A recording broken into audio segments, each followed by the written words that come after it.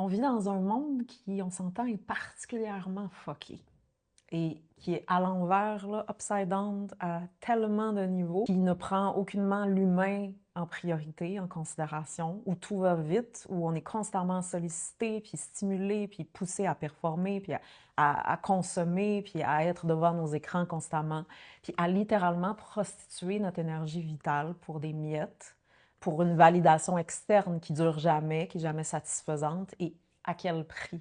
Pris dans des dynamiques exténuante depuis notre enfance parce qu'on ne connaît pas autre chose. Après avoir littéralement brûlé avec mon énergie, ben, j'ai fait certains choix et je me suis donc retirée du monde comme je le connaissais jusqu'à présent pour même avoir l'espace de récupérer puis me retrouver. Donc se retirer du monde puis apprendre à le faire au quotidien, là, c'est pas une fuite à ce moment-là, c'est une nécessité, c'est vital. C'est un acte en fait de respect de soi. Donc après avoir entretenu ce mode de vie-là pour moi-même, bien aujourd'hui j'accueille puis j'offre cet espace-là pour les femmes puis les hommes, les femmes profondes, sensibles, qui viennent à retrouver sa voix, puis comme moi jadis ont profondément le besoin de se retirer de la folie du monde, pas pour s'y couper pour toujours, juste pour avoir un espace, puis pour expirer, puis pour lâcher les masques, puis pour toutes les protections qui ont été bâties, puis sans on leur en demande davantage.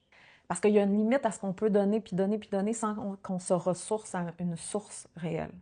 C'est donc un choix que j'ai fait de dire non à ce qui m'était offert.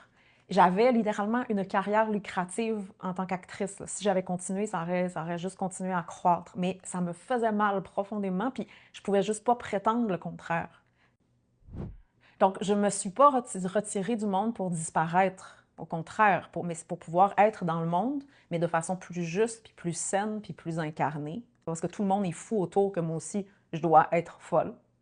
Et c'est ça la beauté que je partage aujourd'hui, c'est dans un espace au milieu de la jungle urbaine, puis accessible en ligne, donc peu importe où vous vous retrouvez dans le monde, dans la francophonie, un espace pour déposer les armes, pour s'étudier, pour respirer, pour penser les plaies qui est absolument nécessaire, puis de là apprendre à marcher, me respecter, être plus à l'écoute, plus vrai, récupérer, me retrouver, un espace safe dans le monde.